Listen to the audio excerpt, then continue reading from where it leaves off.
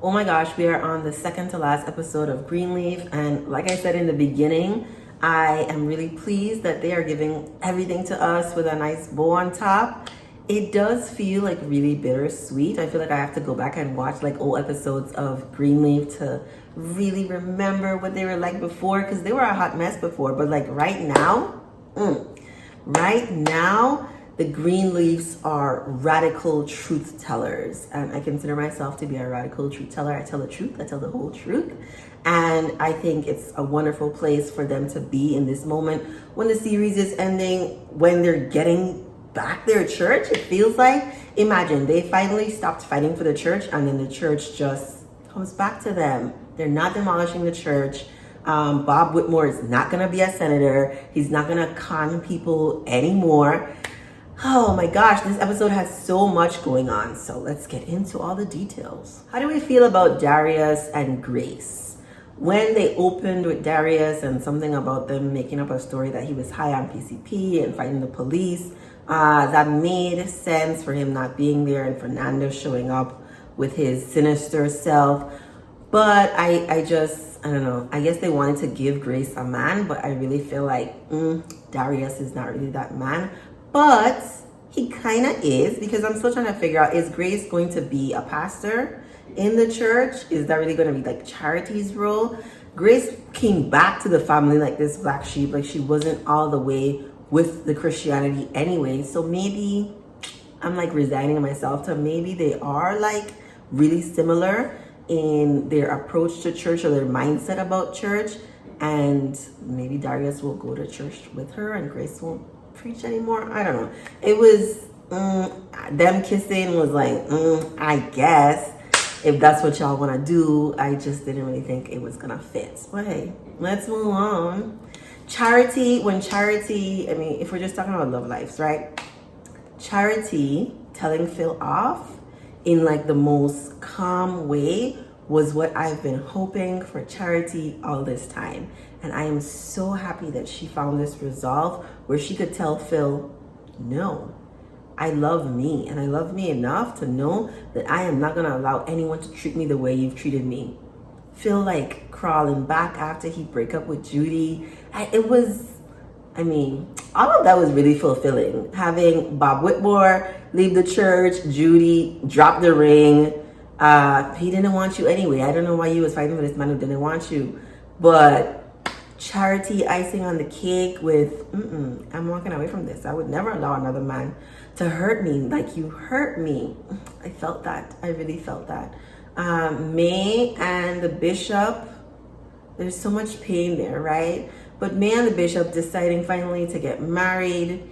We get to see now at the very end of the episode how Bishop's cognitive challenges have led to a stroke.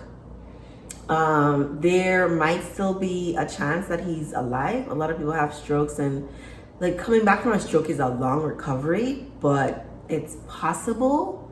If it was like an aneurysm, that's a more of a sudden death. He wouldn't have been able to communicate for so long, right?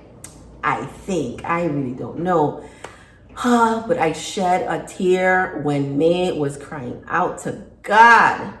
But listen, the truth will set you free. And that is what I think Bishop got when he got up on that stage and gave that beautiful, eloquent speech telling the whole truth, the whole story of how he got to where he is now in life, his status. Rochelle walked away satisfied and she didn't even want the church. This is everything I have been wanting from this show. I don't want Bishop to die. Not what I wanted. But I really, really wanted the truth. And I wanted them all to stand in the truth, be truthful. Even, what's her name? I'm not excited when she comes on screen. Sophia out here telling on herself, honestly, but still having to tell the truth, because we know Zora ain't no snitch. So like, no, she didn't tell your mother. Why would Zora do something like that?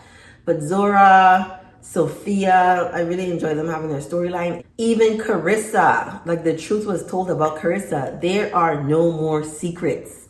There are no more secrets in this family. Like everything is out in the open. secrets fester.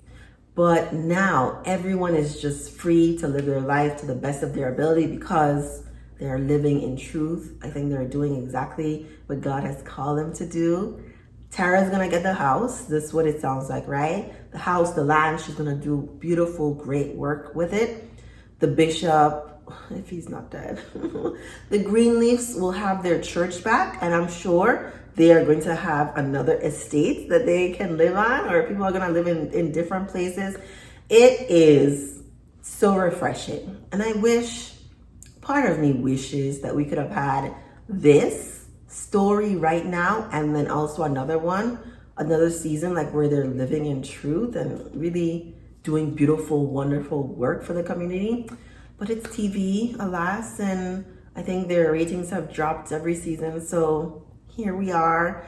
But we have this body of work and it's so beautiful.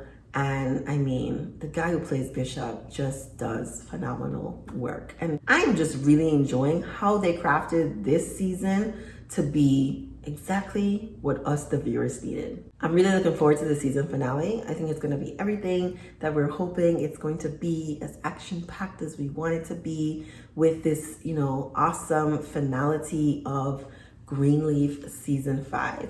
Let me know what you think it's gonna be about or what you thought of this episode, and thank you for watching.